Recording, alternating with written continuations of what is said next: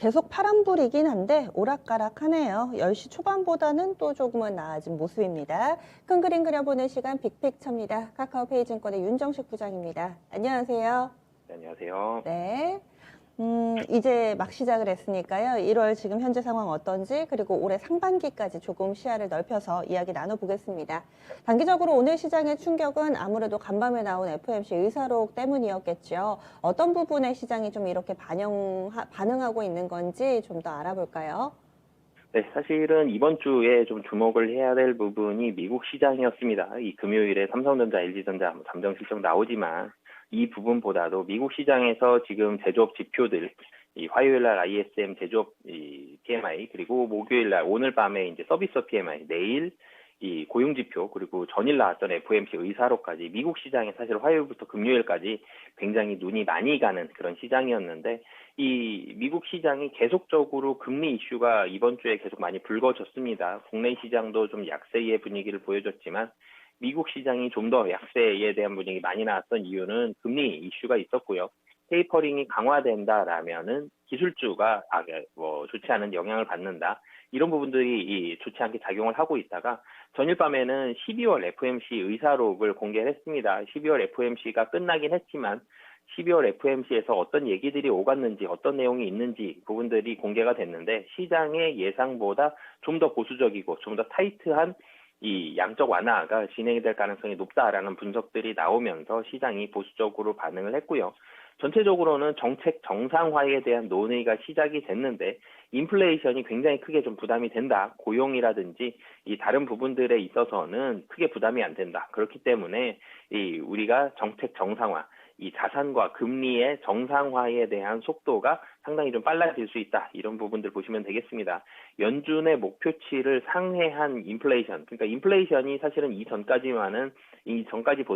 본다라면 일시적이란 단어가 있었습니다. 이 물가가 상당히 많이 올라갔지만 일시적으로 좀 올라갔고, 이 부분은 다시 정상화가 된다라는 내용으로 시장은 이해를 했었는데, 이 일시적이란 단어가 삭제됐습니다. 물가가 높은 이 인플레이션 환경이 일시적이 아니라 좀 오래 지속될 수 있다라는 부분들이 나왔고요. 물가가 당연히 많이 올라가 있다라면 금리가 올라가야 되겠죠. 그러면서 시장의 유동성을 흡수하면서 물가를 안정화시켜야 되기 때문에 이 물가에 대한 부분들 시장에서 우려를 하고 있고, 이 부분이 오래 지속될 가능성이 높기 때문에 금리 인상에 대한 속도가 좀 더 빨라질 수 있다라는 부분들, 이런 부분들이 나왔고요. 그리고 고용이 그럼 또 문제입니다. 사실은 경기가 좋아지고 있는 건 맞지만 굉장히 빠른 금리 인상이 나올 만큼 좋아진 건 아니었거든요. 그렇지만 이 고용 부분 본다라면 고용 부분에 대한 우려감은 상당히 좀 낮다라고 이 얘기를 했습니다. 경기가 빠르게 확장을 하고 있고 인건비도 많이 올라가고, 그렇기 때문에 이직이 많아지면서 좀 고용이 많아진다라는 분석들이 좀 나왔고요.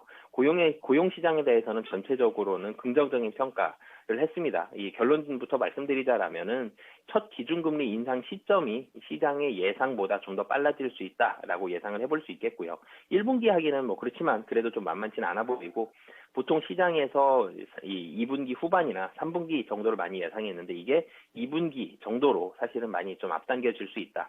그렇기 때문에 시장의 자금이 줄어들기 때문에 증시에는 좀 부정적인 영향, 그리고 그중에서도 특히 밸류에이션을 좀 높게 받아 있는 이 기술주들에 대한 부담이 있다. 이런 부분들이 나오면서 국내 시장도 그렇고 미국 시장도 그렇고 중소형주 그리고 기술주들이 많이 포진되어 있는 이 다우보다는 나스닥이, 그리고 코스피보다는 코스닥이 약세를 보여주는 그런 모습으로 증시에서는 나타났다라고 보시면 되겠습니다.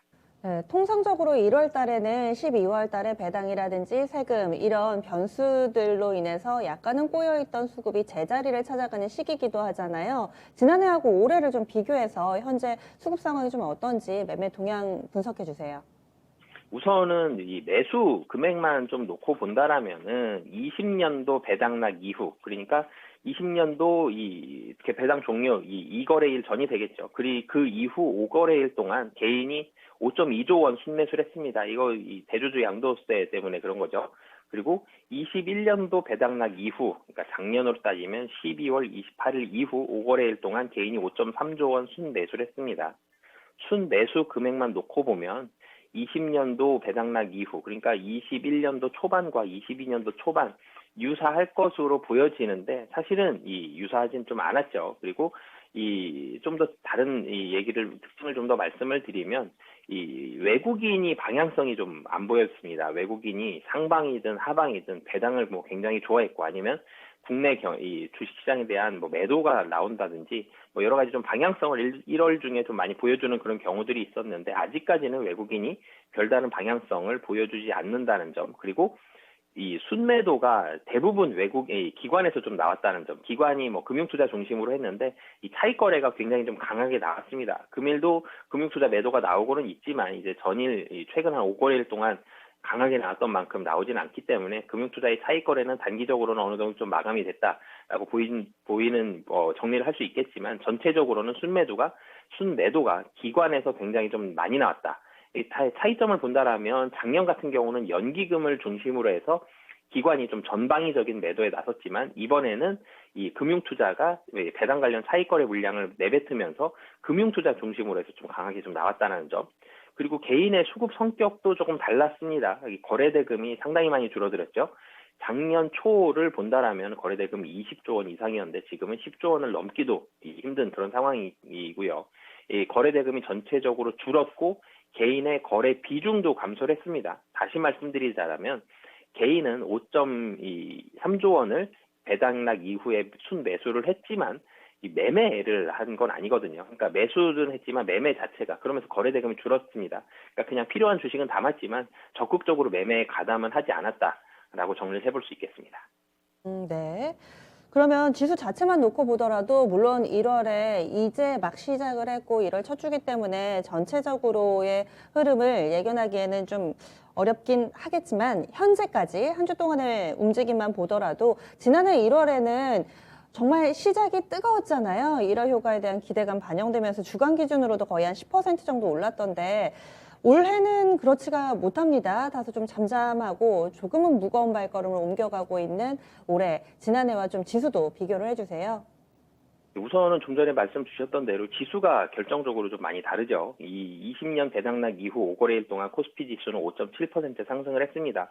그 이후에도 5거래일 이후에도 사실 더 올랐기 때문에 굉장히 빠르게 좀 상승하는 모습을 보여줬고요. 그래서 사상 최대치를 기록하는 모습까지 나오면서 폭죽이 터졌죠.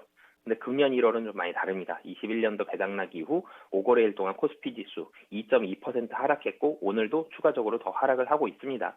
이 코스피 지수 자체는 1년 전과 거의 비슷한 위치에 있지만 체감이 많이 다르죠. 올라가는 지금 지수, 떨어지는 지금 지수 이 정도에 있기 때문에 전체적으로는 좀 체감이 많이 다르다. 그리고 지난 1년간 여러 가지 종목들이 상장하면서 시가총액 자체가 올라갔는데 그런 부분들까지 본다라면 체감 지수는 더 아래에 있는 그런 부분들이 있고요. 그리고 또 작년과 달라진 점은 거래대금이 많이 줄어들었습니다.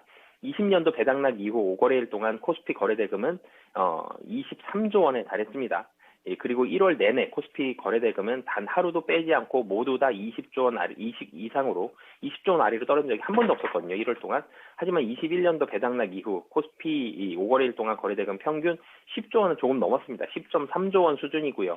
그리고 개인의 거래대금이 상당히 좀 많이 감소했고 최근 들어서는 뭐 10조 원 이상으로 더 많이 감소하고 있는 그런 모습들이 나타나고 있고요. 그리고 신용도 많이 감소를 했습니다. 신용 융자 잔고가 상당히 많이 감소를 했습니다. 신용이 감소했다는 부분은 단기 매매가 줄어들었다라고 보시면 되겠는데요. 전체적으로는 자금 흐름이 좀 달라졌습니다. 주식을 들고 갈 사람들은 주식을 샀지만 주식을 매매할 사람들은 주식을 적게 사고 있다. 그만큼 시장을 단기적으로는 좀 좋지 않게 투자자들은 좀 보고 있다. 이런 부분들을 보시면 되겠고요. 그리고 이 고객 예탁금도 사실은 더 이상 좀 늘어나고 있지 않는 상황이긴 한데 뭐 LG에너지솔루션 청약이 뭐 얼마 남지 않았기 때문에 이런 부분들은 뭐 LG에너지솔루션 청약과 함께 뭐 예탁금은 조금 변동될 가능성은 좀 있다라고 보시면 되겠습니다. 네. LG 에너지 솔루션 상장이 또 시장에 큰 변수가 될 거라고 예상을 하시네요. 그렇다면은 1월 지금까지는 별로 좋지가 못했는데 올해 상반기 어떻게 예상하세요? 전체적으로는 조금 부담되는 부분들이 있습니다. 이 2000년도 후반, 20년도 후반, 21년도 초반에는 증시가 좋았죠. 21년 초에 2873포인트에서 시작한 코스피 지수는 6거래일 만에 장중 3200포인트를 돌파했습니다. 급등의 분위기가 이어지면서 굉장히 환호성이 많이 나왔던 21년도 초와 22년도 지금 현재의 분위기 많이 좀 다른데요. 우선은 첫 번째로는 기존 종목에 대형주가 들어가기에 부담스러운 상황이 분명히 있습니다. 뭐 미국 증시 조정이나 뭐 국내 증시에서 이 차익거래, 이 금융투자 매도가 나왔다는 부분뿐만이 아니라 LG에너지솔루션 첫날 시총이 얼마가 될지를 모르죠. 이게 만약에 뭐 따상이라든지 이렇게 굉장히 좀 강한 모습을 보여주게 된다라면은 대형주 중에서 다른 종목들 시총 비중이 이 분명히 추가적으로 더 감소할 수가 있습니다. LG에너지솔루션 상장을 대비해서 펀드에서 특히 펀드들에서 물량을 많이 비워놓긴 했지만 그래도 LG에너지솔루션이 주가가 더 오른다라면 다른 종목들 비중을 더 줄여야 되죠. 시총이 워낙 크기 때문에 이 LG에너지솔루션에 대한 부담감들이 좀 있고요. 그리고 이 22년 연초와 21년 연초 12개월 예상 EPS 증감률 본다라면은 21년 연초에는 한국 증시가 가장 높은 글로벌 주요국 가운데서는 가장 높은 수준이었는데 지금은 글로벌 주요국 가운데 뭐 거의 가장 낮은 수준에 있습니다. 그만큼 국내 시장에 대해서 미래를 바라보는 좀 기대감들이 좀 많이 떨어져 있는 그런 시기이기도 하고요. 그리고 금리 인상에 대한 부담감이 있죠. 금리가 인상이 되면 옥석 가리기가 들어가는데 선진국 증시, 국내 증시가 선진국 뭐 증시긴 하지만 뭐 선진국의 움직임보다는 신흥국의 움직임을 좀 더 많이 따라가는 경향이 있거든요. 그러면 신흥국 증시에서 자금들이 좀 많이 빠집니다. 이런 부분들도 좀 보수적으로 봐야 될 것 같고요. 금리 인상도 그렇고 환율도 그렇고 전체적으로는 연초에는 지금 FOMC도 그렇고요. 좀 보수적으로 봐야 되는 그런 부분들이 있고요. 밸류에이션 매력이 높은 종목, 다시 말씀드리자면 뭐 퍼가 좀 낮은 종목들 위주로 이 접근을 해야 될 것 같습니다. 전체적으로 시장이 굉장히 예민해져 있고 부담감이 많이 높아져 있고 그리고 자금이 많이 줄어들었습니다. 종목 선정할 때 굉장히 보수적으로 수익률보다는 손실률을 줄이기 위해서 좀 더 많이 노력을 할 거고요. 이런 부분들 본다라면 뭐 이런 요인들이 최근에 이 코스닥 시장 조정을 좀 더 깊이 만드는 그런 요인이기도 한데요. 밸류에이션이 좀 싼 섹터들, 그러니까 뭐 대표적으로 말씀을 드리자면 철강이라든지 은행, 뭐 정유, 자동차 실적이 22년도에 괜찮으면서 밸류에이션이 싼 섹터들 위주로만 자금이 들어가는 이유가 시장이 그만큼 신중해졌기 때문이다라고 판단하시면 되겠습니다. 네, 알겠습니다. 지난 연말 즈음에 하반기부터 올해 상반기 넘어오면서까지도 계속해서 보수적이고 신중한 투자 전략 매번 강조를 해주셨네요. 그러면은요, 오늘 장 큰 그림 그려주세요.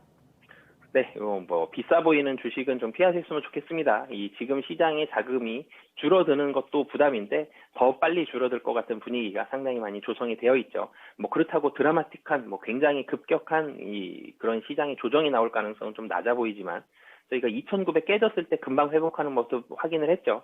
그렇기 때문에 크게 떨어지지도 않지만 또 크게 오르기도 만만치 않은 시장입니다. 그렇기 때문에 지금 시장은 좀 비싸 보이는 주식들, 특히 밸류에이션이 비싸 보이거나 주가가 단기에 좀 빠르게 오른 주식들은 좀 피하시면서 좀 가격이 좀 싼 종목, 손실이 좀 적게 날 것 같은 종목들 위주로만 접근을 하시면 좋을 것 같습니다.